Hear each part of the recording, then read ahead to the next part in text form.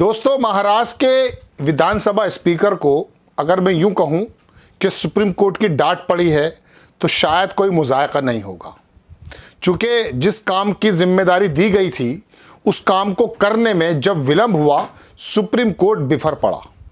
आपको मालूम है और पूरी दुनिया ने देखा कि किस तरह से वह चुनी हुई सरकार को, मैं कह सकता हूं, अपहरण करके, चूँकि विधायक जो शिंदे के साथ थे मुख्यमंत्री के, पहले वो उनको सूरत गए, सूरत से फिर वो गुवाहाटी गए और उसके बाद जब वापस आए तो वो चुनी हुई सरकार को तोड़ दिया गया था और भारतीय जनता पार्टी के साथ उनको सरकार बनाने का मौका दिया गया। वहाँ मुख्यमंत्री शिंदे और उनके गुट को इतना बड़ा झटका लगने वाला है, चूँकि सुप्रीम कोर्ट ने स्पीकर से कहा कि जो डिस्क्वालीफाई एमएलए का मामला है उस पर आप क्या कर रहे हैं, ज़रा हमें लेखा जोखा बताएं। और ऐसा नहीं होगा कि आप इसको लंबा चलाते रहें, अनंत काल के लिए चलाते रहें। लेकिन विधानसभा स्पीकर राहुल नार्वेकर, हैरत की बात ये, मैं आपको पर्सनल एक बात बताऊं, वो एडवोकेट भी हैं। ऐसा नहीं है कि वो कानून की पेचीदगी को नहीं जानते, लेकिन 11 मई को बताया गया था, मई, जून, जुलाई, अगस्त, सितंबर चल रहा है, उन्होंने कहा था रीजनेबल वक्त में आप बताएं। समय गुजर गया, शिवसेना पहुंची सुप्रीम कोर्ट और फिर वहां एक फटकार या डांट लगी, वो मैं आपको तफसील से बताता हूं। आपकी स्क्रीन पर खबर है कि फैसला तो लेना होगा, हिंदुस्तान ने छापा इसको, फैसला तो लेना होगा, ये भी कोई तरीका नहीं, एकनाथ शिंदे के विधायकों पर स्पीकर से बोला supreme court.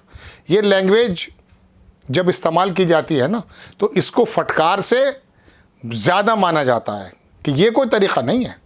Supreme court, honourable supreme court अगर ऐसी लैंग्वेज का इस्तेमाल करता है तो जो संस्थान हैं उनके सर्व को सोचना चाहिए कि सुप्रीम कोर्ट ने कितने कड़े शब्दों का इस्तेमाल किया। पूरी खबर क्या है वो देखें। सुप्रीम कोर्ट ने सोमवार को महाराष्ट्र विधानसभा के स्पीकर को नसीहत देते हुए कहा कि ये एक टाइमलाइन तय करें और उसमें फैसला लें। अदालत ने कहा कि ऐसा नहीं हो सकता कि आप फैसला ही ना लें। महाराष्ट्र विधानसभा में एकनाथ शिंदे के विधायकों की अयोग्यता के मामले में अब तक फैसला नहीं हो सका है, जबकि 1.25 साल का वक्त गुजर चुका है। 2025 में तो चुनाव ही है स्पीकर साहब। इसी मामले पर सुप्रीम कोर्ट ने सोमवार को महाराष्ट्र विधानसभा के स्पीकर को नसीहत देते हुए कहा कि एक टाइमलाइन तय करें और उसमें फैसला लें। अदालत ने कहा कि ऐसा नहीं हो सकता कि आप फैसला ही ना लें, आपको निर्णय तो लेना ही होगा और उसके लिए अनंत काल तक आप बैठे नहीं रह सकते।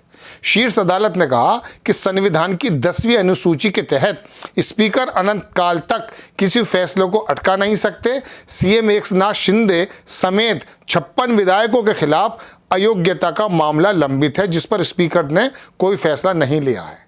1 हफ्ते का समय दिया है, 2 हफ्ते के बाद सुनवाई है और इसके अंदर वो बता दिया कि आप पूरा ज़रा टाइम का प्रोग्राम शेड्यूल बना कर दें कि किस वक्त आप क्या करेंगे, ये मकसद है। ऐसा अगर हुआ दर्शकों तो मुख्यमंत्री शिंदे साहब, एकनाथ शिंदे मुख्यमंत्री नहीं रहेंगे, विधायक भी नहीं रहेंगे। महाराष्ट्र के अंदर जो उठापटक होती है, कभी कभी मैं जब वहाँ बार बार देखता था, आपको याद होगा कि भारतीय जनता पार्टी के साथ मिलके एक मर्तबा अजीत पवार ने भी सरकार बना ली थी कुछ घंटों के लिए। मुझे लगा कि मुंबई जो है फिल्मी दुनिया के लिए मशहूर है, लेकिन इतनी तेज़ी से घटनाक्रम वहाँ होता है कि मुझे एक झा करके एक डायरेक्टर है, उसकी फिल्में आती हैं अपहरण इस टाइप की, उसके अंदर भी ऐसा नहीं हुआ कि इतनी जल्दी सरकारें बदल गई हों। नाना पाटेकर उस फिल्म के अंदर एक माफिया रूप में दिखाया, अचानक होम मिनिस्टर बन जाता है। चलिए खबर देखिए आगे क्या लिखता है अखबार। बड़ी सख्त टिप्पणी है। स्पीकर राहुल नार्वेकर ने कहा कि वो 1 सप्ताह के अंदर इस मामले पर फैसला करें। अदालत ने स्पीकर राहुल नार्वेकर से कहा 1 हफ्ते के अंदर फैसला करें, याचिकाओं के निपटारे के लिए टाइमलाइन तय करें। यही नहीं, कोर्ट ने यह भी पूछा कि स्पीकर बताए कि आखिर 11 मई को इस अदालत के फैसले के बाद क्या क्या किया। कोर्ट ने यह भी टिप्पणी की कि वास्तव में कुछ किया भी है या नहीं। हाँ, इतना ही काम हुआ है कि विधायकों को नोटिस जारी किया गया है और फिर उन्होंने जवाब दिया। अदालत ने स्पीकर से कहा कि वो 1 सप्ताह के इस मामले पर हरकत में आए और तय नियमों के अनुसार जल्द कार्रवाई करें। महाराष्ट्र की ओर से जो स्पीकर की ओर से पेश किए गए सॉलिसिटर जनरल तुषार मेहता से चीफ जस्टिस ने कहा, मिस्टर एसजी, उनको फैसला तो लेना होगा, वो इस तरह से नहीं कर सकते। आखिर स्पीकर ने 11 मई के अदालत के फैसले के बाद क्या किया? दरअसल 11 मई को सुप्रीम कोर्ट की असंवैधानिक बेंच ने कहा कि इस मामले पर स्पीकर को फैसला लेना ही होगा। क्यों विधायकों पर फैसला हुआ? तो महाराष्ट्र में मच जाएगी हलचल। 50 से ज्यादा विधायकों पर तलवार लटकी हुई है। यदि फैसला उनके खिलाफ जाता है तो महाराष्ट्र की राजनीति में हलचल तेज हो जाएगी। फिलहाल एनसीपी का भी एक गुट सत्ता में शामिल है, और ये जो गुट शामिल हुआ था अजीत पवार का, कई सारे बुद्धिजीवियों ने, दर्शकों, दोस्तों, यही कहा था कि अगर एकनाथ शिंदे चले जाते हैं, मतलब अदालत के फैसले के बाद जो है इनकी विधायकी निरस्त हो जाती है, तो उस सूरत में भारतीय जनता पार्टी अजीत पवार के विधायकों के साथ सरकार बना सकती है। सरकार पे कोई आंच नहीं आएगी, और इसी वजह से शायद पूर्व में ही ये फैसला लिया कि भाई एकनाथ शिंदे को तो ले लिया था, अब जो है शरद पवार की एनसीपी से अंदर भी तोड़फोड़ मचा दी जाए। दर्शकों, बात ये नहीं है, बात यह है कि चुना आपने था, वोट आपने दी थी, यानी कि महाराष्ट्र के लोगों ने दी थी, और ये लोग फिर अपनी सत्ता बनाने के लिए, बचाने के लिए, बिगाड़ने के लिए क्या क्या खेल खेल जाते हैं।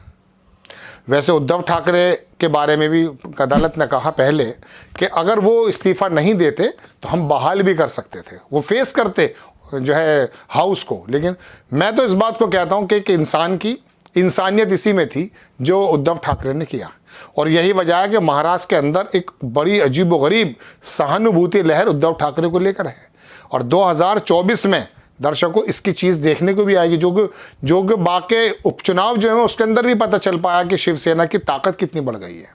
हालांकि एनसीपी को तोड़ दिया गया है या तोड़वा दिया गया है, और एकनाथ शिंदे का तो क्या वजूद है ये मैं आपको बताऊं कि सिर्फ ठाणे के आसपास का उनका एरिया, वो बाकी पूरे प्रदेश में कहीं नहीं है।